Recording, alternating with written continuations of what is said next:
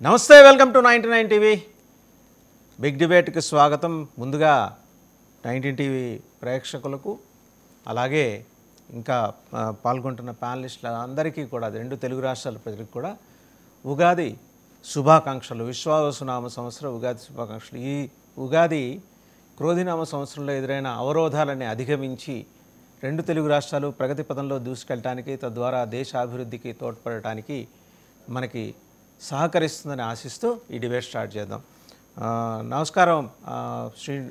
ఊట్ల సురేంద్ర నాయుడు గారు టీడీపీ అధికార ప్రతినిధి, అలాగే రేగిల్ లక్ష్మణరావు గారు వైసీపీ అధికార ప్రతినిధి, ఇంకా పెద్దిరెడ్డి రవికిరణ్ గారు బీజేపీ అధికార ప్రతినిధి, అండ్ తిరుత్తణి వేణుగోపాల్ గారు జనసేన నాయకులు, అలాగే మస్తాన్ రావు గారు political analyst and senior journalist. సంప్రదాయ దుస్తుల్లో పొద్దునే ఉగాది పచ్చడి తిని మరీ వచ్చినట్టున్నారు మస్తాన్ రావు గారు. టు స్టార్ట్ విత్, అందరికీ మరోసారి ఉగాది శుభాకాంక్షలు. సరే, ఉగాది పండగ పూట కూడా మళ్ళీ ఈ పిఠాపురం పంచాయతీ ఏంటా అని అనుకుంటున్నారేమో, కానీ అది ఋతురాగాల సీరియల్లాగా అలా కంటిన్యూ అవుతూ వస్తుంది. జనసేన మొత్తానికి ఓపెన్ అయిపోయింది. ముద్రగడ పద్మనాభం గారి కుమార్తె క్రాంతి ఆవిడ చాలా పెద్ద ట్వీట్ చేశారు. ఏమన్నుంటే, వర్మ గారు మీరు తెలుగుదేశం పార్టీ మీ పార్టీ తేల్చుకోండి, మమ్మల్ని రావు గారు మమ్మల్ని ఇన్వాల్వ్ చేయకండి అన్నట్టు మమ్మల్ని, మా పార్టీని, మా నాయకుడిని బదనాం చేసే ప్రయత్నం చేస్తే మర్యాద కాదు. వైసీపీ కోవటుగా మీరేమన్నా మారారా, బ్లాక్మెయిల్ రాజకీయాలకు పాల్పడుతున్నారా అంటూ నిలదీశారు. ఈ ఒక్క అంశం మీద మాట్లాడటానికి గెస్టులు రెడీగా ఉన్నారు. టు స్టార్ట్ విత్, ఒకసారి పెద్దిరెడ్డి రవికిరణ్ గారు. నమస్కారం రవికిరణ్ గారు. పిఠాపురం మీ కాకినాడలో 2 అంతస్తుల మేడ ఎక్కి చూస్తే పిఠాపురం కనిపిస్తుంది. సో మీరే ముందర స్టార్ట్ చేయాలి. వాసుదేవన్ గారు, ముందుగా మీకు, తోటి ప్యానలిస్ట్కి, ప్రపంచవ్యాప్తంగా ఉన్న తెలుగు వారందరికీ శ్రీ విశ్వావసునామ ఉగాది శుభాకాంక్షలు అండి. ఈ తెలుగు నూతన సంవత్సరం మీ అందరి జీవితాల్లో, కుటుంబాల్లో ఆనందాన్ని, సంతోషాన్ని, ఐశ్వర్యాన్ని ఇవ్వాలని చెప్పి కోరుకుంటున్నాను. పండగ పూట కూడా పాత ముగుడేరా అన్నట్టుగా, పండగ పూట కూడా పంచాయతీ పిఠాపురం పంచాయతీ అంటే సరే, ఎవరెవరో ఏదో సోషల్ మీడియాలో ఏదో వ్యాఖ్యలు చేస్తారు, దాని మీద మేము విశ్లేషించాల్సిన అవసరం లేదు. బట్ స్టిల్ ఇప్పుడు నియోజకవర్గంలో, పిఠాపురం నియోజకవర్గంలో ఉన్నటువంటి పారిశుధ్య పరిస్థితి గురించి వర్మ గారు వెళ్ళి సమీక్షించారు, లేదా చూశారు, అధికారుల దృష్టికి తీసుకొచ్చారు. సో సాధారణంగా ఇది జరిగేది. యాక్చువల్ గా అక్కడ ప్రతిపక్ష పార్టీ వైసీపీ ఆ పని చేయాల్సిన అవసరం ఉంది. యాక్చువల్ గా ప్రతిపక్ష పార్టీ పని ఏంటి? ఆ నియోజకవర్గాల్లో ఉన్నటువంటి ప్రజల సమస్యలు, లేకపోతే ఇటువంటి పారిశుద్ధ్య సమస్యలు ఏదైనా సరే వారు అధికార దృష్టికి తీసుకురావాలి, ప్రజల తరపున నిలబడాలి. మరి అక్కడ పోటీ చేసినటువంటి వంకా గీత గారు, మరి ఆవిడ క్రియాశీలకంగా లేరు అనిపిస్తుంది. దీన్ని బట్టి ఆవిడ ఆ నియోజకవర్గంలో ఉండరు. కాకినాడలోనే, మా ఇంటి పక్కనే 2 రోడ్లు అవతల వారి ఇల్లు, ఇక్కడే ఉంటారు. సో బహుశా అది ఆ సమస్య అయి ఉండొచ్చు. బట్ అక్కడ మిగతా కార్యకర్తలు కూడా, వైసీపీ కార్యకర్తలు కూడా ఎవరు క్రియాశీలకంగా లేరని అని ఒకటైతే కొట్టొచ్చడి కనబడుతుంది. ఇంకోటి, ఓకే, నియోజకవర్గ సమస్యల మీద అధికార పార్టీ అయినప్పటికీ, ఎన్డీఏ కుటుంబ సభ్యులు అయినప్పటికీ ఉన్న సమస్యల్ని ప్రొజెక్ట్ చేయడం తప్పేం లేదు. ఎందుకంటే ప్రజల పార్టీ అంటే ప్రజలకి ప్రభుత్వానికి మధ్య అనుసంధానం పార్టీ. అంతేగాని కేవలం ఏదో ప్రభుత్వంలో ఉన్నాక కదా అని చెప్పేసి ప్రజలకు దూరంగా జరిగిపోతే ఎలాగా? ఎందుకంటే అధికారం వ్యవస్థ అనేది పెద్ద వ్యవస్థ. వాస్తవంగా మీకు తెలియదు కాదు. అధికారులు, పారిశుధ్యం ఉందనుకోండి, మన పారిశుధ్య కార్మిక సోదరిమణుల నుంచి పై వరకు శానిటరీ ఇన్స్పెక్టర్ ఉంటారు, కమిషనర్ ఉంటారు, అందరూ ఉంటారు. పెద్ద వ్యవస్థ ఉంది అక్కడ. జీతభత్యాలు చాలా ఇస్తున్నాం అక్కడ. మరి అక్కడ వాళ్ళతో వ్యవస్థతో పనిచేయవలసిన బాధ్యత ఆ యొక్క ప్రభుత్వాల పెద్దలదే. ఈ రోజు ప్రభుత్వంలో ఒక పార్టీ, మీ ఎన్డీఏ కూటమి, టీడీపీ కావచ్చు, అక్కడ బీజేపీ కావచ్చు, జనసేన, ఎవరన్నా సరే అటువంటి సమస్యలు ఉంటే అధికారుల దృష్టికి తీసుకురావాలి. తప్పనిసరిగా ప్రజల తరపున నిలబడాలి. మన అధికారంలో ఉన్నాం కాబట్టి ఇంకా బాధ్యత ఎక్కువ. అధికారులు ఉన్నాం కాబట్టి ఇంకా బాధ్యతగా ఉండి, ప్రొయాక్టివ్ గా ఉండి అధికారులు, ఎందుకంటే ఎమ్మెల్యేనే అన్ని ఎలా చేస్తారండి? ఎమ్మెల్యేనే పారిశుధ్యం నుంచి అన్ని సమస్యలు ఎమ్మెల్యే ఎలా చూస్తారు? అన్ని అధికారాలు గుత్తాధిపత్యంగా ఎమ్మెల్యే చేతుల్లో పెట్టేయటం కాదు కదా. ఎమ్మెల్యే చేసి ఎమ్మెల్యే చేస్తుంటారు, మంత్రి చేస్తుంటారు, ఎంపీ చేసి ఎంపీ చేస్తుంటారు. అలాగే పార్టీ కార్యకర్తలుగా పోలింగ్ బూత్ కమిటీ సభ్యులు పనిచేయాలి. వార్డ్ కమిటీ ఉంటది, టీడీపీ ఉంటది, బీజేపీ ఉంటది, జనసేన ఉంటది, అందరూ ఉంటారు. అందరూ పనిచేయాలి. ఆ వార్డు సభ్యులు పనిచేయాలి. అలాగే ఆ నగర అధ్యక్షులు ఉంటారు, ఆ నగర కమిటీ ఉంటది, కార్యదర్శులు, ప్రధాన కార్యదర్శులు, అందరూ ఏం చేస్తారు? సో అలాగా ఆ దృష్టికి తీసుకురావడంలో నా ఉద్దేశం తప్పేం లేదు. అయితే దీన్ని మనం చర్చ ఎందుకు పెడతామంటే వర్మ గారు యొక్క నేపథ్యం గత 10 మాసాలుగా వారు స్వపక్షంలో విపక్షం అన్నట్టుగా పవన్ కళ్యాణ్ గారికి సీటు ప్రకటించిన తర్వాత వారు చేసినటువంటి వ్యాఖ్యలు, తిట్టించిన తీరు, ఆ తర్వాత అధికారంలోకి వచ్చాక కూడా కొన్ని సందర్భాల్లో ఆయన మాట్లాడుతున్న మాటలు ఆయనే కాదు, కొంత అక్కడ జనసేన కొంతమంది కార్యకర్తలు కూడా వారి పర్యటన మీద దాడి ఇవాళ ఓపెన్ అయిపోయారు కదా సార్. నిన్నటి వరకు గుంభనంగా మాట్లాడుకున్నారు, ఇవాళేమో ఓపెన్ అయిపోయారు. ఆవిడ ఇంత బారు ట్వీట్ చేశారు, ఏమన్నా ఉంటే మీరు తేల్చుకోండి. ఎందుకంటే ఇవాళ మీరు అనొచ్చు మాకు సంబంధం లేదు, కానీ మీరు కూటమిలో ఉన్నారు కాబట్టి మీది కూడా బాధ్యత ఉంటుంది పార్టీకి కూడా. ఇది ఎందుకు ఈ రచ్చ చేసుకోవటం, అందరం అంతర్గతంగా కూర్చొని మాట్లాడుకుందాం, or a cup of tea across the table దీన్ని పరిష్కరించుకుందాం అనుకుంటే బాగుంటుంది. ఆయన బాధ ఏంటి వర్మ గారికి? ఎవరికైనా చెబుదామంటే జనసేన ఇన్ఛార్జి అని రేపో మాపో బాధ్యతలు తీసుకుంటారు అనుకుంటున్న నాగబాబు గారేమో హైదరాబాద్లో ఉంటారు, పిఠాపురంలో ఉండరు. పవన్ కళ్యాణ్ గారిని క్యాచ్ చేయడం అనేది అంత తేలికైన వ్యవహారం కాదు. డీసీఎం గారిని ఉన్న ప్రోటోకాల్స్ దృష్ట్యా కానీ ఆయన ఇతరత్ర బిజీ షెడ్యూల్స్ దృష్ట్యా మరి ఇంకెవరికి చెప్పుకుంటారు? ఆయన నారాయణ గారికి చెప్పుకుందామా అంటే ఆయనేమో మరి అమరావతిని దాటి బయటికి రావట్లా. సో మున్సిపల్ అడ్మినిస్ట్రేషన్ మినిస్టర్, ఆయనకి సోషల్ మీడియా దిక్కైంది. ఒకవేళ ఆయన పార్టీ మొట్టిగా వేసింది అనుకోండి, తూచి నాకేం సంబంధం లేదు, మా ప్లాట్ఫామ్ వాళ్ళు మా సోషల్ మీడియా హ్యాండ్లర్స్ వాళ్ళు ఏదో పెట్టారు, నేను వాళ్ళకి చెప్తాను, గట్టిగా కేకలేస్తానని చెబుతారు ఆయన. ఇది ఆయన తీరు. ఇది కూటమిలో ఇటువంటివి అవాంఛనీయం వాస్తవంగా. నారాయణ గారు 2 రోజుల క్రితమే కాకినాడ వచ్చారు. ఇక్కడే మా కాకినాడ రూరల్ నియోజకవర్గంకి వచ్చారు. ఇక్కడ జిల్లా రివ్యూ మీటింగ్ లో కూడా పాల్గొన్నారు. నారాయణ గారు కేవలం అమరావతికి పరిమితం అవ్వలేదు, తిరుగుతున్నారు. ఇక్కడికి ఆయనకి ఏమైనా ఉంటే వర్మ గారికి ఏమైనా ఉంటే వచ్చి ఆయన పాల్గొన్నారు కూడా. సారీ, ఆయన సమీక్షలో వర్మ గారు కూడా ఉన్నారు. నేను ఫోటోలు చూసాను, కలెక్టరేట్ లో జరిగిన సమీక్షలో వర్మ గారు ఫ్రెండ్స్. మరి ఆయనకి చెప్పే పని కదా అక్కడే. ఇది ప్రభుత్వం, మీ మున్సిపల్ అడ్మినిస్ట్రేషన్ చాలా హోప్లెస్ గా పనిచేస్తుంది ఎందుకున్నారు నా మనసులో అనిపించింది. అలా అయితే బీజేపీ ఎందుకు లేరు, జనసేన ఎందుకు లేరు అనుకున్నారు. బట్ ఆయన ఉన్నారు అక్కడ సమీక్షలో. ఉంటే మరి ఆయన చెప్పొచ్చు కదా, ఏమంటే మా డిప్యూటీ సీఎం గారి నియోజకవర్గంలో పరిస్థితి మీ సిబ్బందికి కమిషనర్ గా ఫోన్ చేసి చెప్పని మాట చెప్పొచ్చు. మరి ఎందుకు చెప్పలేదు? మరి అదే సరే, సోషల్ మీడియాలో రకరకాల కార్యకర్తలు చేసే కామెంట్ల మీద మేము స్పందించాల్సిన అవసరం లేదు. కాకపోతే నేను అనేది ఏంటంటే, అక్కడ పిఠాపురం ఇన్ఛార్జ్ గా మర్రెడ్డి శ్రీనివాస్ గారు ఉన్నారు. ఆయన అందుబాటులోనే పొద్దు నుంచి సాయంత్రం వరకు అక్కడే ఉంటారు. ఆయన వర్మ గారు ఎవరికో చెప్పాల్సిన అవసరం కూడా లేదు. ఆయన ఏ ఇన్ఛార్జిగో మర్రెడ్డి శ్రీనివాస్ గారికో లేకపోతే మున్సిపల్ మంత్రిగా చెప్పాల్సిన అవసరం లేదు. ఎందుకంటే ఆయన కమిషనర్ కి దృష్టి తీసి కమిషనర్ చేసి పెడతారు కదా వెంటనే. కమిషనర్ చేయకపోతే అప్పుడు మీరు అనాలి. లేకపోతే శానిటరీ ఇన్స్పెక్టర్ ఉన్నాడు సార్ ఆ వార్డుకి, ఆ సర్కిల్ కి, శానిటరీ ఇన్స్పెక్టర్ నేను చేయనండి అని చెప్తే అంటే అప్పుడు మీరు అనాలి. ఎందుకు చేయరండి సర్కిల్? ఇప్పుడు నేను ఫోన్ చేసిన, నాలాంటి చిన్న కార్యకర్త ఫోన్ చేసినా శానిటరీ ఇన్స్పెక్టర్ సరే వెంటనే పంపిస్తున్నాను సార్ అని చెప్పి పంపిస్తారు. రవికిరణ్ గారు, ఇవన్నీ టెక్నికల్ గా మీరు చెప్పినవన్నీ కరెక్టే. రవికిరణ్ గారు మీరు చెప్పినవన్నీ కరెక్టే. ఒకసారి సురేంద్ర నాయుడు గారి దగ్గరికి వెళ్ళాం సార్. ఆయన పిఠాపురానికి ప్రధానమంత్రి ఉద్యోగం చేశాడు. ఆయన ఇవాళ వచ్చి సర్పంచ్ ఉద్యోగం చేయమంటే ఏం చేస్తాడు? ఆయన చెప్పాలని ట్రై చేస్తుంటాడు. కమ్యూనికేషన్ ఎక్కడో తేడా పడింది, కమ్యూనికేషన్ లేదు తెలుగుదేశానికిను పిఠాపురంలో తెలుగుదేశానికి జనసేనకి మధ్య కమ్యూనికేషన్ లేదు. సరే ఊరుకోక 2 పక్షాలు వాళ్ళు గట్టిగా మాట్లాడేసుకుంటున్నారు. అందులో చూశారు కదా, ఆవిడ ముద్రగడ పద్మనాభం గారి కుమార్తె జనసేన నాయకురాలు క్రాంతి గారు అయితే ఆవిడ చాలా గట్టిగా ట్వీట్ చేశారు. ఏమన్నా ఉంటే మీరు తెలుసుకోండి. ఆయన పిలిచి ఆయనకి ఏదో ఇచ్చేయచ్చు కదండి సురేంద్ర నాయుడు గారు ఈ కొత్త సంవత్సరంలో. ఆయన సార్ ముందుగా మీకు, అదేవిధంగా ప్యానల్లో ఉన్నటువంటి మిత్రులకు, 99 వీక్షిస్తున్నటువంటి ప్రేక్షకులకు, అదేవిధంగా ప్రపంచవ్యాప్తంగా ఉన్నటువంటి తెలుగు ప్రజలందరికీ కూడా ఉగాది శుభాకాంక్షలు తెలియజేసుకుంటూ, ఈ ఉగాది నుండి ఈ రాష్ట్రము, తెలుగు ప్రజలందరూ కూడా అద్భుతంగా అభివృద్ధి పదంలో దూసుకెళ్లాలని మనస్ఫూర్తిగా ఆకాంక్షిస్తూ, ఒక అసలు విషయానికి వస్తే, ఇది నేనేమంటానంటే సార్, కొన్ని సంఘటనలు అత్యుత్సాహంతో జరుగుతూ ఉంటాయి. అంటే ఎవరైతే ఆ ట్వీట్ పెట్టారో, ట్వీట్ పెట్టిన వాళ్ళ క్యాడరు, వాళ్ళ స్థాయి కూడా మనం ఒక్కసారి ఆలోచించుకోవాలి. ఇప్పుడు ఎగ్జాంపుల్ నేను చెప్తా. తిరుపతి నియోజకవర్గంలో మాకు జనసేన ఎమ్మెల్యే ఉన్నారు. నేను తిరుపతి పార్లమెంట్ అధికార ప్రతినిధిగా నేనున్నా. తిరుపతి పార్లమెంట్ అధికార ప్రతినిధిగా నేను తిరుపతి నియోజకవర్గం అంతా తిరుగుతా. తిరుపతి నియోజకవర్గం అంతా తిరిగినప్పుడు ఎక్కడైనా కూడా ఏదైనా సమస్య ఉండేటప్పుడు అధికారుల దృష్టికి తీసుకొస్తాం.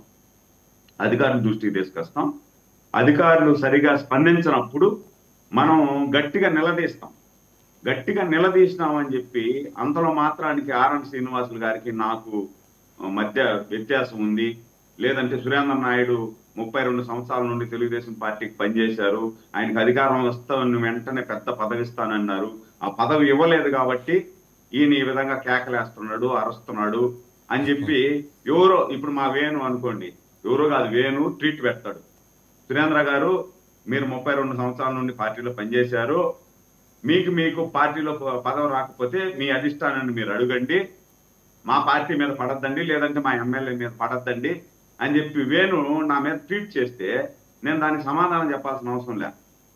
ఇప్పుడు నేను పిఠాపురంలో వర్మ గారు జనసేన పార్టీ మీద పెట్టలా, అక్కడ జరుగుతున్నటువంటి పరిణామాలు తీసుకురావాలి. ఇప్పుడు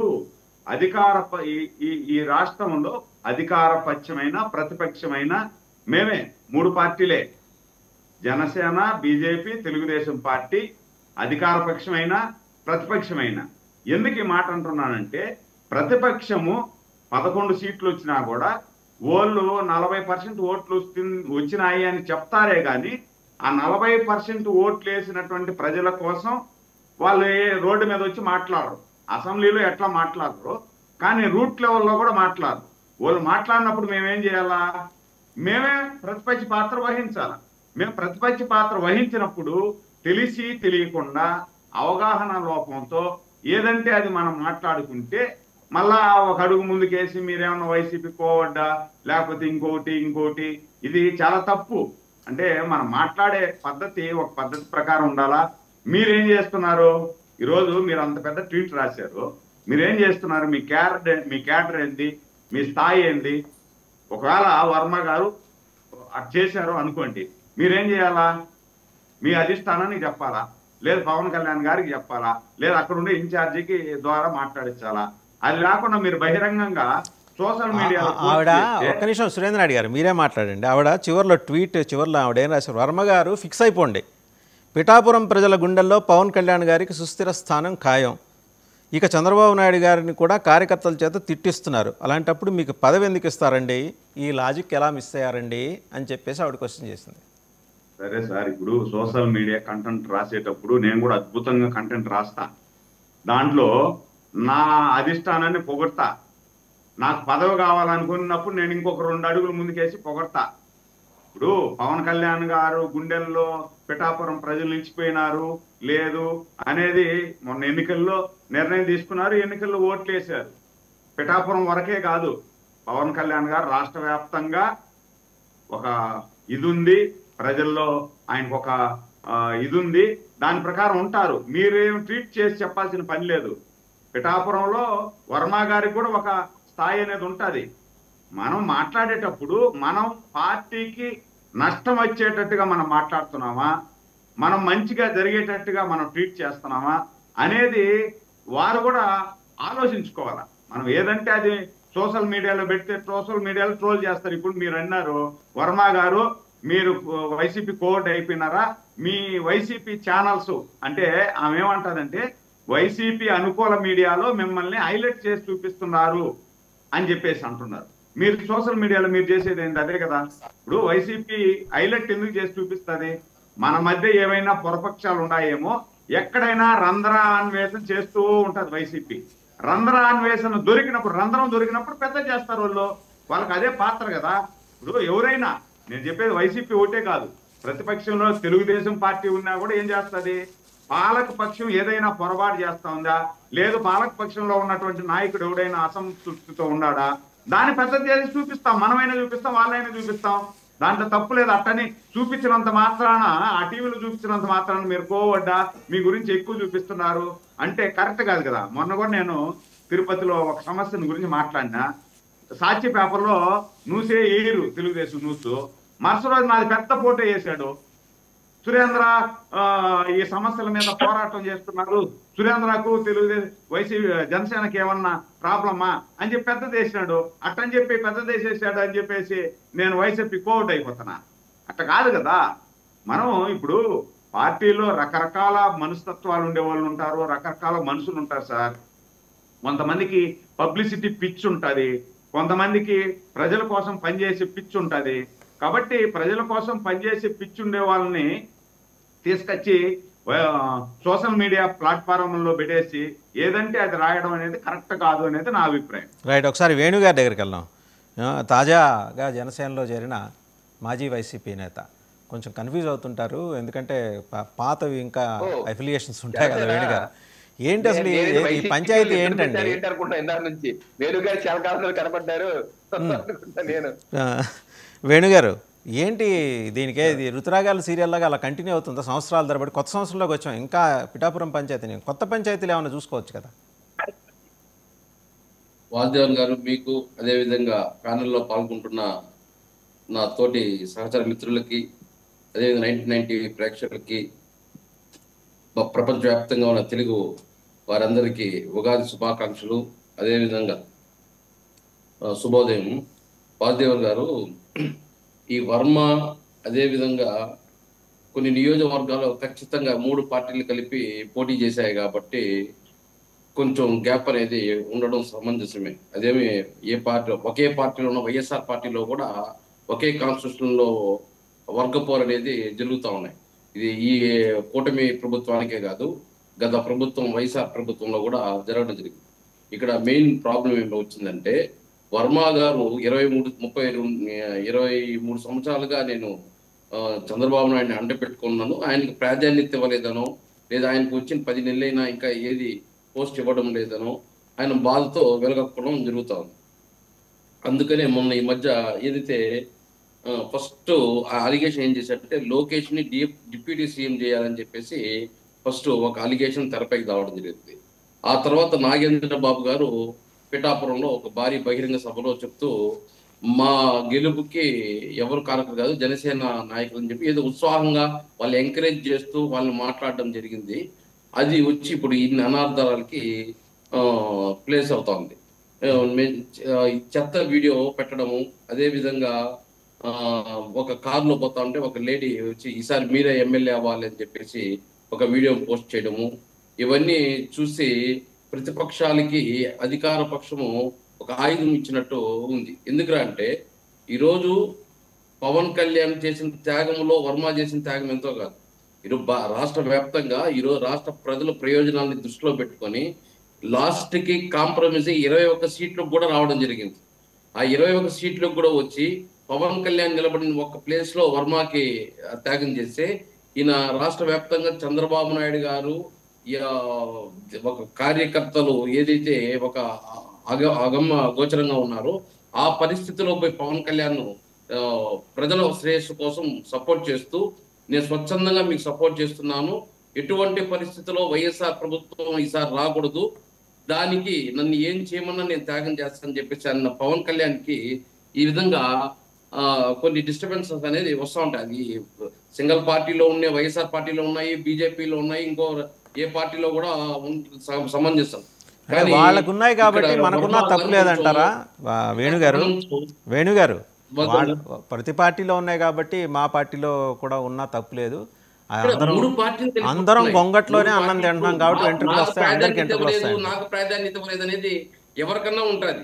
ఒక సంస్థలో అయినా కానీ, ఒక రాజకీయ పార్టీలో కానీ, ఒక కుటుంబంలో కానీ, ఎక్కడ కానీ. అదేనండి, అది వాళ్ళు చూసుకుంటారు కదా. మీకెందుకు మధ్యలో బెంగ? ముద్రగడ పద్మనాభం గారి కుమార్తె జనసేన నాయకురాలు, ఆవిడ ఎందుకు హఠాత్తుగా తెర మీదకి వచ్చారు? అంటే మీరు ఏమన్నా అక్కడ ఈ వర్మ గారి ఇన్ఫ్లుయెన్స్ని తగ్గించే ప్రయత్నం చేయటము, వర్మ గారు మీ మీద పదే అటాక్ చేస్తుంటే దానికి కౌంటర్గా ఈవిడ చేత మహిళా నాయకురాలు కాబట్టి మాట్లాడిస్తే అవతల నుంచి పెద్ద రెస్పాన్స్. వర్మ గారి సోషల్ మీడియా టీం చాలా బలమైంది. ఈరోజు సాయంత్రానికి బలమైన ట్వీట్ వస్తుంది చూడండి మళ్ళీ. సార్, ఇప్పుడు వర్మ గారు కూడా జనసేన పార్టీకి పనిచేస్తేనే ఈరోజు అక్కడ పిఠాపురంలో కూడా అంత మెజార్టీ రావడానికి కారణమైంది. ఇక్కడ వర్మను మేమేమి ఎక్కడ కించపరుస్తూ మాట్లాడడం లేదు. వర్మది కూడా ముఖ్య పాత్ర ఉంది. అక్కడ జనసేన కార్యకర్తలు కించపరుస్తూ మాట్లాడటం లేదేంటండి? వర్మ గారు ఫిక్స్ అయిపోండి, వర్మ గారు ఫిక్స్ అయిపోండి అని చెప్పింది. అంటే మీరు వేరే ఉద్యోగం వేరే కాన్స్టిట్యున్సీ చూసుకోండి అన్నట్టు అన్యాపదేశంగా.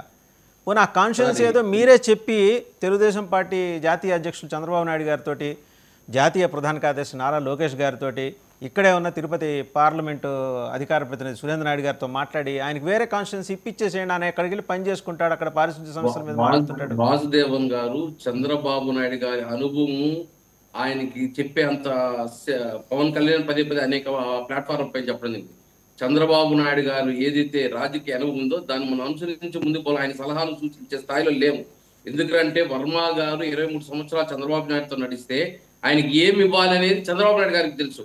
అది పవన్ కళ్యాణ్ చెప్తూ ఆపేయడమో, పవన్ కళ్యాణ్ నిమ్మంటే ఇచ్చే పరిస్థితిలో చంద్రబాబు నాయుడు గారు లేదు. అది ఫస్ట్ మనం గుర్తించుకోవాలి. ఇక్కడ రాజకీయ పార్టీ ఉండేటప్పుడు అనేక గ్యాప్స్ వస్తాయి, దాన్ని సరిదిద్దుకొని పోవాలని చెప్పడం. ఇప్పుడు ముద్రగడ పద్మనాభం కూతురు కూడా ఏం చెప్పడం కుమార్తె ఏం చెప్పడం జరిగింది, ఈరోజు వర్మ గారు మీరు మమ్మల్ని కాదు పదే పదే ప్రశ్నించడము, మీ నాయకుడిని మీరు అడగండి, ఆయన్ని మీరు ఇదేనండి, మమ్మల్ని ఎందుకు టార్గెట్ చేస్తారు. ఇప్పుడు ఒక చెత్త పోస్టర్ పెట్టారు, ఆ చెత్త పోస్టర్ మనం ప్రాబ్లం సాల్వ్ చేసే పరిస్థితిలో మనం ఉన్నాం. మనమే కంప్లైంట్ ఇస్తే అది ప్రతిపక్షాలకు మనం ఆయుధం ఇచ్చినట్టు ఉంటుంది అని చెప్పే దాంట్లో ఇవన్నీ వస్తాయి. నేను చెప్పాడు వాసుదేవన్ గారు, ఇక్కడ 3 పార్టీలు ఇటు పవన్ కళ్యాణ్ అసెంబ్లీలో పదే పదే చెప్పాడు, ఎటువంటి పరిస్థితుల్లో ఎన్ని గ్యాప్లు ఉన్నా ప్రజల శ్రేయస్సు కోసము, ఏదంటే ప్రజల అభివృద్ధి కోసము ఖచ్చితంగా 15 సంవత్సరాలు తెలుగుదేశం పార్టీతో కలిసి నడవడమే జనసేన పార్టీ అధ్యక్షుడు పవన్ కళ్యాణ్ పదే అయితే మీరు ఫిక్స్ అయిపోయారు. ఒక 15 ఏళ్ల దాకా పవన్ కళ్యాణ్ గారు ముఖ్యమంత్రి, 15 ఏళ్ల దాకా జన సైనికులు కొంచెం ఆగాలి, ఆయన పవన్ కళ్యాణ్ గారు ముఖ్యమంత్రి కావాలంటే 15 ఏళ్ళు ఆగాలనే దానికి దగ్గర మీరు ఫిక్స్ అయిపోయారు. మళ్ళీ వస్తాం మీ దగ్గరికి ఒకసారి. త్యాగం చేయాల్సింది ప్రజల కోసం త్యాగం చేయాలి. సరే, మీరు త్యాగం చేయండి. 15 ఏళ్ళు ఆగితే అప్పటికి అందరూ కూడా ఏంటంటే ఇంకో నెక్స్ట్ జనరేషన్ రెడీ అవుతుంది. చూద్దాం. రేగిడి లక్ష్మణరావు గారు దగ్గరికి వెళ్దాం. రేగిడి లక్ష్మణరావు గారు, వైసీపీ అధికార ప్రతినిధి రేగిడి లక్ష్మణరావు గారు, నమస్కారం అండి. లక్ష్మణరావు గారు వినిపిస్తుందా? సార్ గుడ్ మార్నింగ్ అండి. వాసుదేవన్ గారు గుడ్ మార్నింగ్ అండి. Good morning. సో ఇదండి, మీరు దగ్గరుండి వర్మ గారిని నడిపిస్తున్నారు. ముద్రగడ పద్మనాభం గారి కుమార్తె క్రాంతి గారి ఆరోపణ.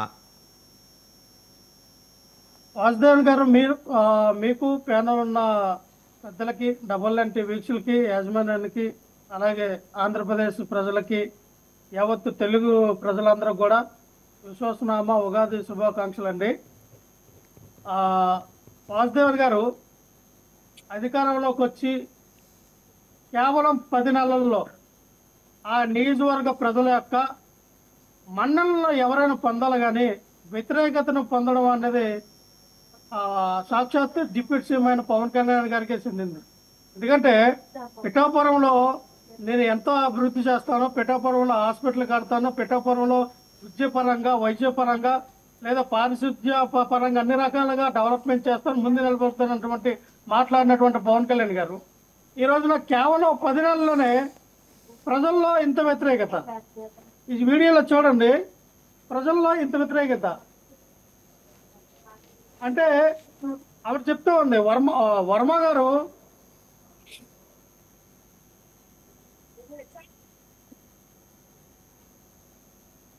ఆ వీడియో క్లారిటీ ఉన్నట్లేదండి.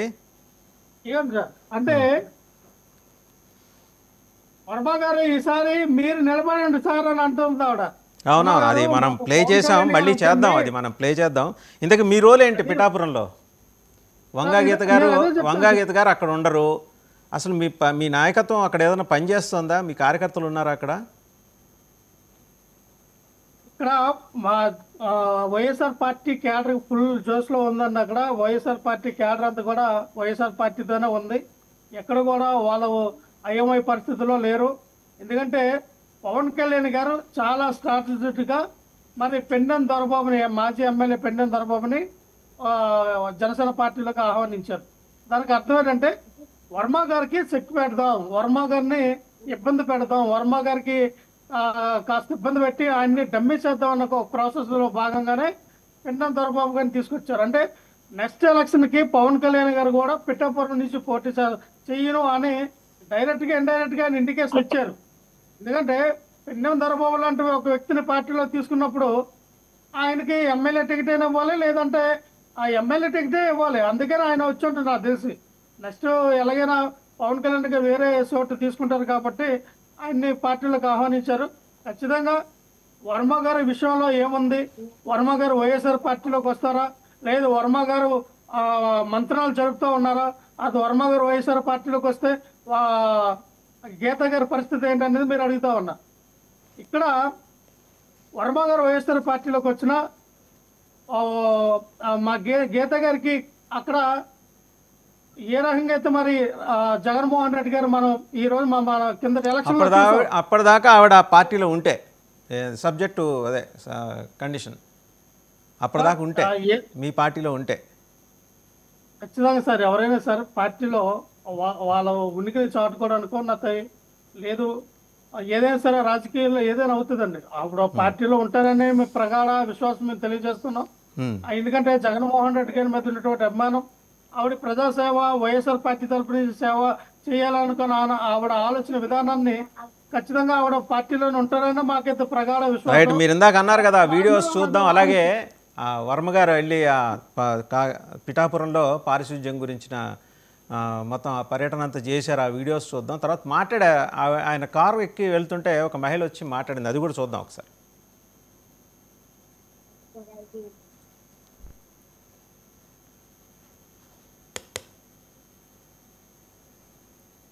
ఆవిడ మాట్లాడారు, ఆ వాయిస్ కూడా విందాం ఒకసారి. సో అది ఆవిడ మాట్లాడారు ఏమని, మస్తానరావు గారు అయ్యా మళ్ళీ మీరే పోటీ చేయండి అయ్యా అని. అది చాలా ఆర్గనైజ్డ్గా వీడియో ఉన్నట్టు అనిపిస్తుంది. అంటే సోషల్ మీడియా హ్యాండ్లర్స్ చాలా బలంగా పనిచేస్తున్నారు, అంతేనా మస్తానరావు గారు? గుడ్ మార్నింగ్ అండి వాసుదేవన్ గారు. మీకు 99 వీక్షకులకు, తెలుగు ప్రజలకు ఉగాది శుభాకాంక్షలు అండి.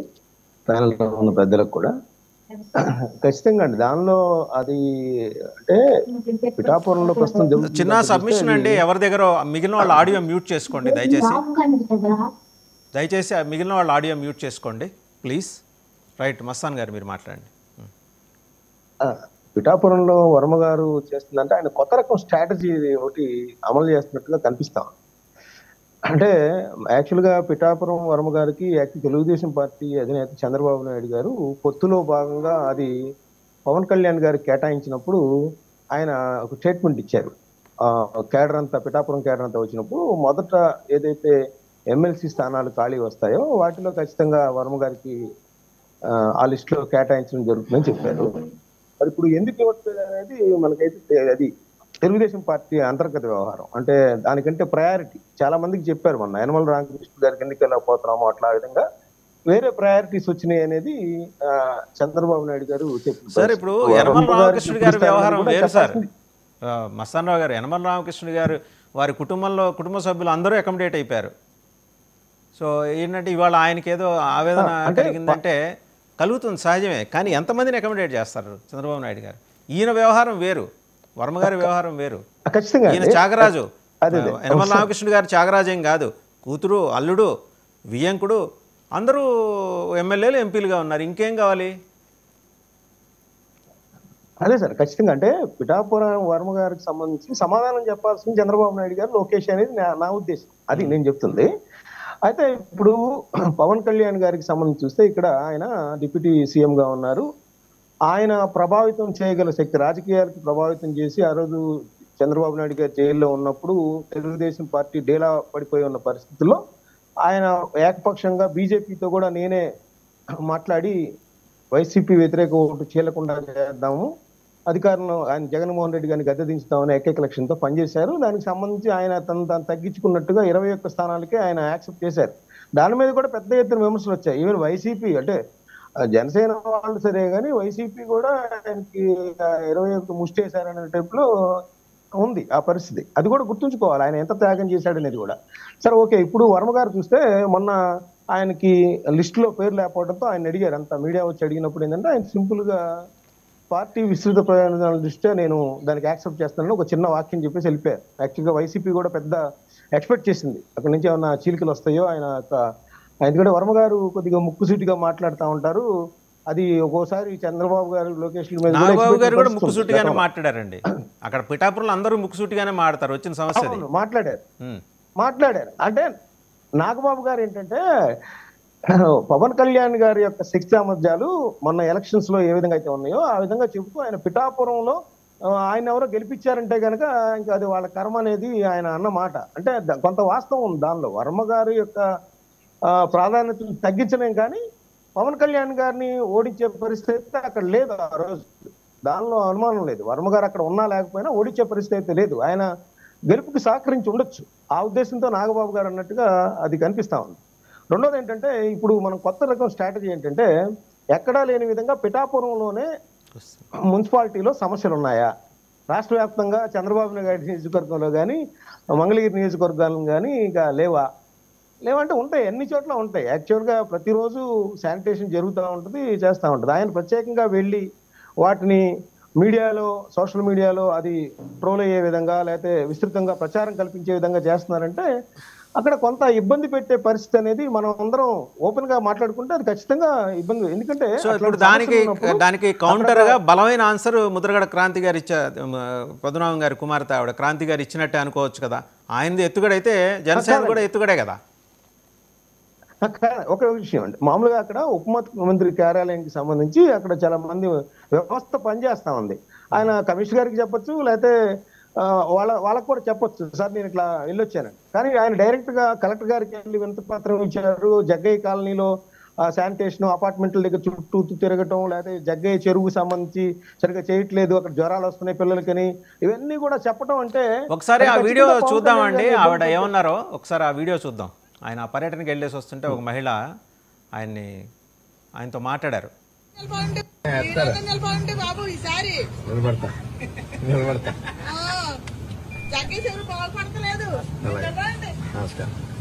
సో ఆవిడ అడగటం, నిలబడతానే హామీ ఇవ్వటం రెండు చూసి ఆయన అడిగిన సమాధానం, షూట్ చేసిన విధానము, వర్మ గారు రియాక్ట్ అయిన విధానం అంతా కూడా అది ఆర్గనైజ్డ్ అనేది కనిపిస్తుంది. దానిలో అనుమానం ఏం లేదు. అంటే ఏదో ఒక విధంగా ఆయన అధిష్టానం దృష్టికి అంటే ఒక్కొక్కరు ఒక్కొక్క మార్గాన్ని ఎంచుకుంటారు, అధిష్టానం తన వైపు తిరిగి మాట్లాడాలి అంటే. సో అదే ఇక్కడ చేసినట్టుగా కనిపిస్తా ఉంది. సో దీని పవన్ కళ్యాణ్ గారు లేకపోతే ఇప్పుడు చెప్పిన మీరు క్రాంతి గారు రియాక్ట్ అయ్యారు అంటే అది కూడా జనసేన స్ట్రాటజీ కావచ్చు. జనరల్ గా మీరు ఒకటి గమనించుంటారు, మీకు తెలుసు సార్, జనసేనకి ఒక డిసిప్లినరీ కమిటీ ఉంటుంది, అజయ్ గారు చూస్తుంటారు. ఆయన అసలు ఇలా పార్టీ అనుమతి లేకుండా ఎవరన్నా ట్వీట్ చేసినా మాట్లాడినా తక్షణం ఆయన ఒక పెద్ద లెటర్ ఇంగ్లీష్లోను తెలుగులోను రెండిట్లోనూ రిలీజ్ చేస్తారు.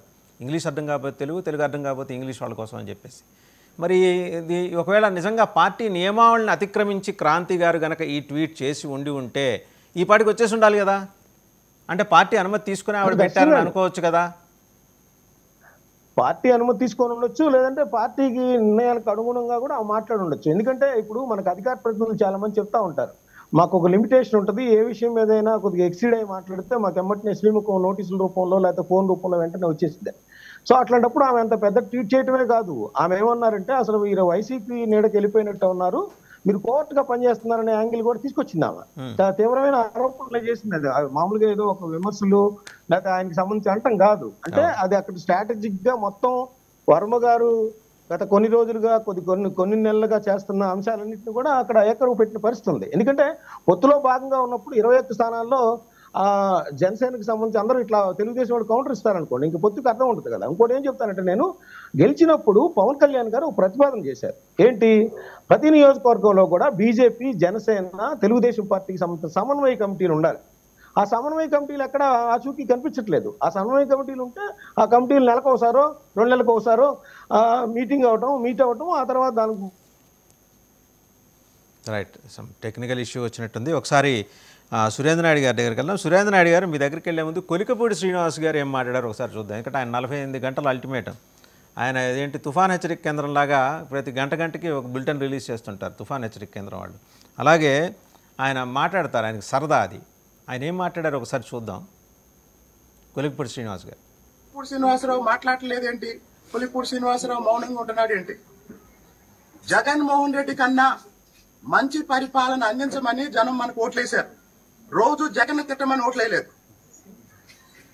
రోజు జగన్ తిట్టమని ఓట్లేదు. కొలికపూడి శ్రీనివాసరావు మాట్లాడలేదు. చూశారు కదా మన సురేంద్ర నాయుడు గారు, చూశారు కదా కొలికపూడి శ్రీనివాస్ గారు. సరే, ఆ నియోజకవర్గంలో రమేష్ రెడ్డి గారు అనే ఒక టీడీపీ నేత మీద ఆయనకి అలిగారు. ఆయనకి కేసినేని చిన్ని గారు ఆయన బ్యాక్ చేసుకుంటూ ఈయనకి సాబిటైజ్ చేస్తున్నారు అనేది ఈయన అభియోగం. ఇన్ఫ్యాక్ట్ ఆయన అభియోగం మాట్లాడితే కేసినేని చిన్ని మీద చాలా అభియోగాలు ఉన్నాయి, ఇది ఒక్కటే కాదు. బట్ ఈయన ఓపెన్ అయ్యారు. అదేదో పరిష్కరించడానికి మీ నాయకత్వం త్రిసభ్య కమిటీ వేసింది, వాళ్ళందరూ వెళ్ళి పార్టీ రాష్ట్ర అధ్యక్షుడు పల్లా శ్రీనివాస్ గారికి నివేదిక సమర్పించారు.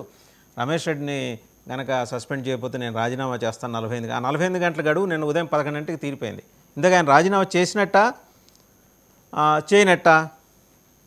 సార్ ఇప్పుడు ఇది మా పార్టీ వ్యవహారం. మా పార్టీ దీని మీద త్రిసభ్య కమిటీ వేసింది. త్రిసభ్య కమిటీ నివేదిక కూడా చంద్రబాబు గారికి, లోకేష్ బాబు గారికి అందింది. దీని మీద ఎవరు పార్టీ లైన్ దాటి ముందుకు మాట్లాడినా ఖచ్చితంగా తెలుగుదేశం పార్టీలో వాళ్ళు శిక్ష అర్హులే అవుతారు. దీంట్లో ఎలాంటి వేరే దానికి తావులేదు. ఈరోజు కొలిక్పూడి శ్రీనివాసరావు గారు అంబేద్కర్ గారి అనుగ్రహం, నేనేమంటానంటే అంబేద్కర్ గారు ఇచ్చినటువంటి రాజ్యాంగం, వారు ఇచ్చినటువంటి ఒక అద్భుతమైనటువంటి రిజర్వేషన్ ప్రక్రియ, దీని ద్వారా 5 నెలలు 4 నెలలకు ముందు పార్టీలకు వచ్చి ఒక ఎమ్మెల్యే సీట్ తీసుకోగలిగాడు, ఎమ్మెల్యేగా గెలవగలిగాడు. మేమంతా 32 సంవత్సరాల నుండి పార్టీలో పనిచేస్తున్నాం. ఎన్నో కేసులు ఉన్నాయి, ఎన్నో ఇబ్బందులు ఉన్నాయి, కానీ మాకు ఆ పదవులు రాలా. మీకు ఆ పదవి వచ్చినప్పుడు మీరు ఆ పదవికి ఒన్ని తెచ్చే విధంగా మీ ప్రవర్తన, మీ నడవడిక, మీ మాట తీరు అనేది ఉండాలి. మీరు తెలివి తక్కువలేం కాదు, మీకు తెలివి బ్రహ్మాండంగా ఉంది. ఎంతో మంది ఐఏఎస్ తయారు చేశాను నేను అని చెప్పి మీరు చెప్తూ ఉంటారు. అంతమందిని ఐఏఎస్లను అంతమందిని తయారు చేసే వాళ్ళు మీరు పార్టీ అంతర్గత విషయాలు, లేదంటే అక్కడ నియోజకవర్గంలో మీరు ఒక ఎమ్మెల్యేగా అందరినీ మీరు సమన్వయపరుచుకొని పోలేనటువంటి మీరు పార్టీకి అల్టిమేట్ ఇచ్చే స్థాయి మీది కాదు. అందుకే ఇప్పుడు పార్టీ కూడా అంటే పురాణాలలో శ్రీకృష్ణుడు ఉన్నాడు కదా, పురాణాల్లో శ్రీకృష్ణుడు కూడా 100 తప్పులు కాస్తారంటారే, ఆ విధంగా 100 తప్పులు తీరిపోతే ఏం చేయాలనో అది చేశారు కృష్ణుడు కూడా. రేపు అదే జరుగుతుంది కొలిక్పూడి శ్రీనివాసరావు గారికి కూడా. రేపు ఎవరైనా సరే, నేనైనా సరే, పార్టీ లైన్ కట్టు దాటి ప్రవర్తిస్తే నా మీద కూడా చర్యలు ఉంటాయి. క్రమశిక్షణ రహితంగా మనము ఏదంటే అది మాట్లాడటము, అది కూడా ఒక బాధ్యతాయుతమైనటువంటి స్థానంలో ఉండి దాదాపు మీరు ఒక 20-30 సార్లు ఈ విధంగా పార్టీ కట్టు దాటి బయట వచ్చేసారు. లాస్ట్ టైం మిమ్మల్ని చంద్రబాబు గారు పిలిచి మందలించడం కూడా జరిగింది. మందలించి మీ రూటు మార్చుకోండి, రూటు మార్చుకోకపోగా 48 అవర్స్ మీరు డెడ్ లైన్ పెట్టడం అయింది, రాజీనామా చేసేయండి. అయితే ఇప్పుడు మీరు 48 గంటల్లో నేను తీసుకోక రాజీనామా చేస్తాను, రాజీనామా చేసేయండి. ఎవరు ఇప్పుడు ఇక్కడ ఎవరి బుడ్డబెడి బెదిరింపులు బెదిరేదానికి తెలుగుదేశం పార్టీ లేదా సార్? ఇప్పుడు 43 సంవత్సరాల సుదీర్ఘ రాజకీయ ప్రయాణంలో ఎంతో మంది ఎస్సీ, ఎస్టీ, మైనారిటీ, బీసీ వర్గాలని అన్ని పార్టీల్లో, ఉమ్మడి ఆంధ్రప్రదేశ్లో ఉన్నటువంటి అన్ని పార్టీలలో తెలుగుదేశం మూలాల నుండి వచ్చినటువంటి ఉద్దండులు ఈరోజు రాజకీయం చేస్తున్నారు. మీరు మీకన్నా చాలా బాగా పనిచేసిన వాళ్ళు ఆ నియోజకవర్గంలో ఉన్నారు, పక్క నియోజకవర్గంలో ఉన్నారు. వాళ్ళందరికీ కాదని చెప్పి మీకు ఒక మంచి స్థానం కల్పిస్తే ప్రతిసారి మీరు నోటి దూలతో మీరు మాట్లాడుతూ ఉంటే తెలుగుదేశం పార్టీ కూడా చూస్తూ ఊరికే ఉండదు. ఖచ్చితంగా చర్యలు అయితే ఉంటాయి, క్రమశిక్షణ చర్యలు ఉంటాయి. లేదు మీ మాటకు మీరు కట్టుబడి ఉంటాను అనుకుంటే మీరు ఏదైతే చెప్పారో 48 అవర్స్ అది మీరు చేయండి, మాకేం అభ్యంతరం లేదు. కాకపోతే తెలుగుదేశం పార్టీ అనేది ఒక నియమ నిబద్ధతతో ఉండే పార్టీ. మీరు దీంట్లో ఎలా పడితే అలా మాట్లాడతాను, ఎలా పడితే అలా చేస్తాను అంటే తెలుగుదేశం పార్టీలో కుదరదు. లక్ష్మణరావు గారు, ఇప్పుడు ఆయన్ని కూడా మీరు తీసేసుకుంటున్నారా? పిఠాపురం వర్మ గారిని, అలాగే కొలిక్పూడి శ్రీనివాస గారిని, ఇలా మిగిలిన పార్టీలు వద్దనుకున్న వాళ్ళని విసర్జించిన వాళ్ళందరికీ వైసీపీలో చోటు దక్కే అవకాశం ఉందా? ఆల్రెడీ మీతో టచ్లో ఉన్నారట కదా వాసుదేవ్ గారు. అదే ఒక కొలిక్పూడి శ్రీనివాసరావు గారి నుంచి మాకు ప్రాణహాని ఉంది అని అక్కడ జనసేన పార్టీ ఇన్ఛార్జ్ ఒక ఆయన వీడియో రిలీజ్ చేశారు. అవును, వీడియో రిలీజ్ చేస్తే పాపం ఆయనకి బాసటగా ఉండాలి ఆ పార్టీ వాళ్ళు, పవన్ కళ్యాణ్ గారు. ఆ మరస్ట్ రోజే సోకస్ నోటీసులు ఇచ్చారండి. ఎవరికి? జనసేన పార్టీ ఇన్ఛార్జికి ఇచ్చారు సోకస్ నోటీసులు. నువ్వు పార్టీలో ఉంటూ నా తెలుపు అని. అంటే ఎవరైతే బలహీనంగా ఉంటారో, బలహీనత వర్గాల నుంచి వస్తారో, బలహీనంగా ఉంటారో వాళ్ళు మాత్రం పార్టీ నుంచి తీసేస్తారు. అదే బలమైన సామాజిక వర్గం నుంచి, బలమైన నుంచి ఆ వ్యక్తులు, డబ్బున్న వ్యక్తుల నుంచి అయితే ఇలా కనీసం ఒక్క మాట కూడా అంటారు. ఇప్పుడు సురేంద్రనాథ్ గారు కూడా ఎందుకంటూ ఉన్నారు కొలిక్పూడి శ్రీనివాసరావు అని, ఆ పార్టీలో ఉంటూ వెళ్ళిపో నువ్వు 48 గంటల్లో రాజీనామా చేస్తున్నావు కదా, టైం అయిపోయింది కదా, రాజీనామా చేసి వెళ్ళిపో అంటున్నారు. అదే ఆయన సామర్థ్య వర్గం అయితే అలాగా మాట్లాడతాడా? అది ఇంకో సామర్థ్య వర్గం అయితే అలాగా మాట్లాడతాడా? ఇంకా గట్టి ఏదైతే వీళ్ళు అగ్రవర్ణాలు అంటారో, నేనైతే అగ్రవర్ణాలు అన్న కానీ ఇతర వర్గాలు అంటాను కానీ ఆ ఇతర వర్గాల నుంచి ఇటువంటి వచ్చినప్పుడు ఇలాగే మాట్లాడతారా? ఉంటూ పార్టీ నుంచి వెళ్ళిపోంటారా? అంటే ఇది కరెక్ట్ కాదు అన్నా నేను.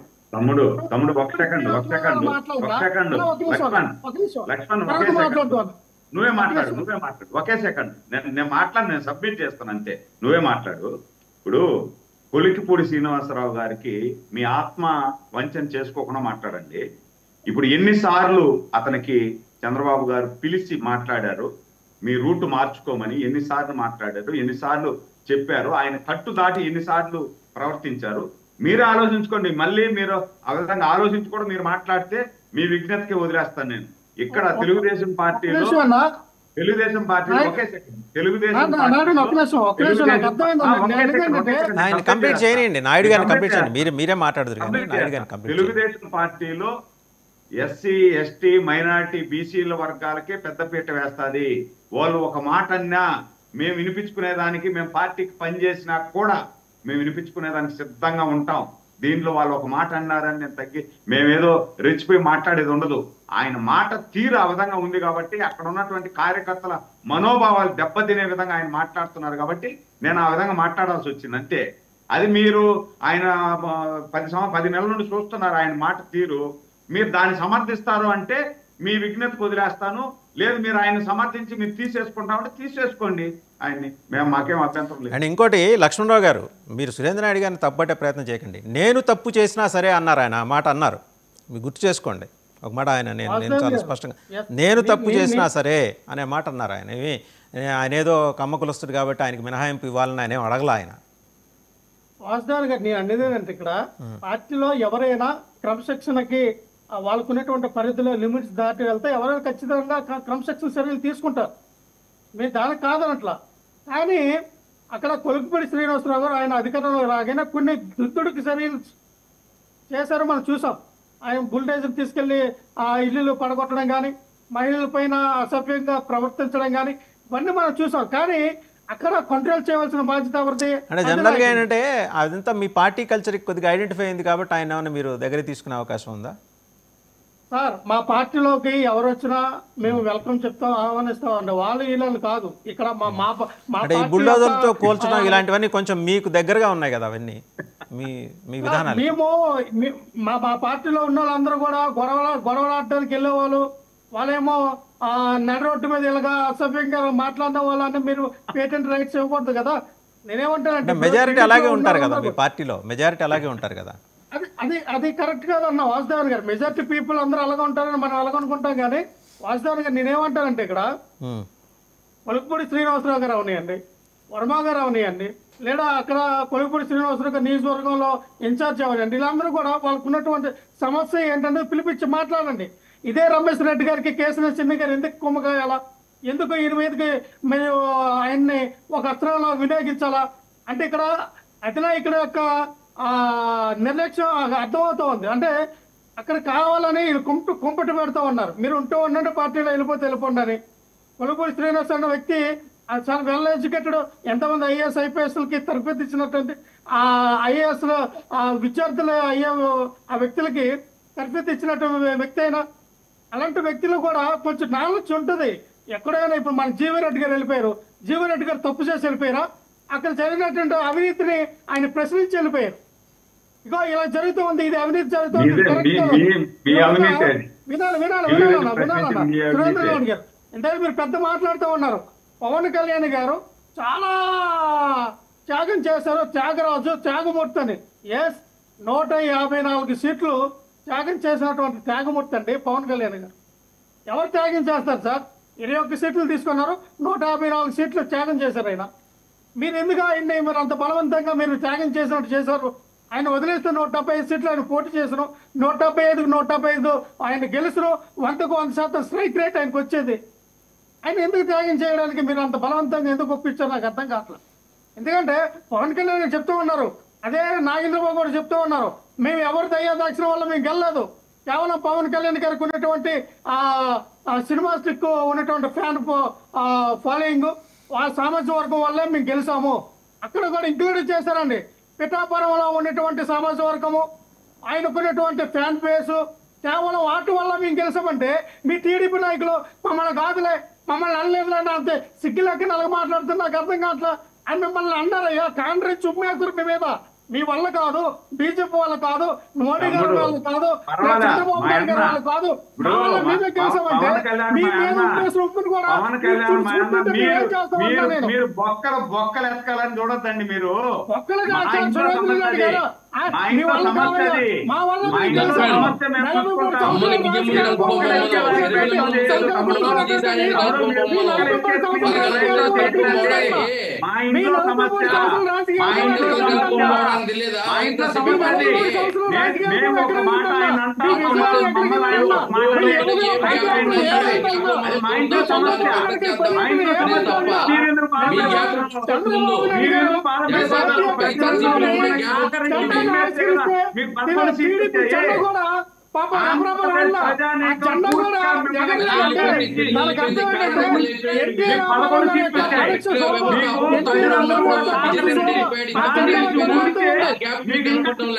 చంద్రబాబు నాయుడు గారు తీర్పు చంద్రబాబు జెండా ఊపితే జెండా అంటే ఎన్టీ రామారావు గారు మనసు శోభిస్తూ ఉంది. చేతిలో ఆకాశంలో ఉన్నటువంటి ఎన్టీ రామారావు గారు ఎంత బాధపడతా జెండా అదే చంద్రబాబు నాయుడు గారి సాధన, అదే చంద్రబాబు నాయుడు గారి నైజం. చంద్రబాబు నాయుడు గారి నైజం టీడీపీ జెండా కూడా తెలిసిపోయింది. చంద్రబాబు నాయుడు గారి నైజం టీడీపీ జెండాకు కూడా తెలిసిపోయింది. జెండా ఎగరలేదండి, ఎక్కడైనా జెండా ఎగరేస్తే జెండా ఎగురుతుంది, ఏ వ్యక్తి ఎగరేస్తే జెండా ఎగురుతుంది. కానీ చంద్రబాబు నాయుడు గారు మీ టీడీపీ జెండా ఎగరేస్తే ఆ జెండా. ఓకే అండి లక్ష్మణరావు గారు, ఫైనల్ గా మస్తాన్ మాట్లాడతారు ఒకసారి. లక్ష్మణరావు గారు ఓకే ఓకే ఇనాఫ్, ఒకసారి మస్తాన్ రావు గారు మాట్లాడతారు. ఓకే లక్ష్మణరావు గారు ఆగండి, మస్తాన్ రావు గారు మాట్లాడతారు. చెప్పండి వేణుదేవన్ గారు. ఇక్కడ ఎన్డీఏ కూటమిలో తెలుగుదేశంకి, బీజేపీకి, జనసేనకి ఏం గ్యాప్ దొరుకుతుందో ఆ గ్యాప్ లో దూరదామనే ప్రయత్నం తప్ప ఇక్కడ ఒకే తల్లి కడుపులో పుట్టి ఆ అన్న చెల్లెళ్ళ విషయంలో గాని, అదేవిధంగా కార్యకర్తల విషయంలో గాని, అదేవిధంగా పార్టీ ఏ రోజు పెట్టాడో ఆ రోజు నుంచి కూడా నడిచిన విజయసాయి రెడ్డిని కానీ ఎందుకు వదులుకున్నారు వీళ్ళు? మరి వాళ్ళంతా కూర్చొని కలుపుకొని వాళ్ళతో పాటు మిమ్మల్ని కూడా వదులుకున్నారు. మళ్ళీ మాట్లాడదాం అది ఒకసారి మస్తాన్ రావు గారు. అదే అదే రైట్, ఒకసారి మస్తాన్ రావు గారు మాట్లాడతారు. మస్తాన్ రావు గారు కుడి ప్లీజ్. ఓకే అండి Venu Venu okay okay right. Mastan గారు మ్యూట్లో ఉన్నారండి మస్తాన్ రావు గారు. సారీ, ఏ పార్టీలో అయినా కొన్ని చర్యలు తీసుకునే పరిస్థితులు ఉంటాయి. అందరూ కూడా జగన్మోహన్ రెడ్డి గారి లాగా రఘురామకృష్ణరాజు గారు పెడతా ఉంటే అలానే 5 ఏళ్ళు పార్టీలో కంటిన్యూ చేయలేదు, కష్టం. ఎందుకంటే అలా వాళ్ళకి ఒక విశాల దృక్పథం ఉంది. అయితే ఇక్కడ తెలుగుదేశం పార్టీ ఏంటంటే ఒక 5-6 ఉన్నారు. ఇప్పుడు 135 మందిలో చూస్తే ఇప్పుడు కొలిపూడి శ్రీనివాసరావు గారు కానీ, రవికుమార్ గారు కానీ, కోన, అదేవిధంగా యార్లగడ్డ వెంకటరావు గారు కూడా అసెంబ్లీలో మాట్లాడారు, నేను ఎమ్మెల్యేగా ఏం చేయలేకపోతున్నాను.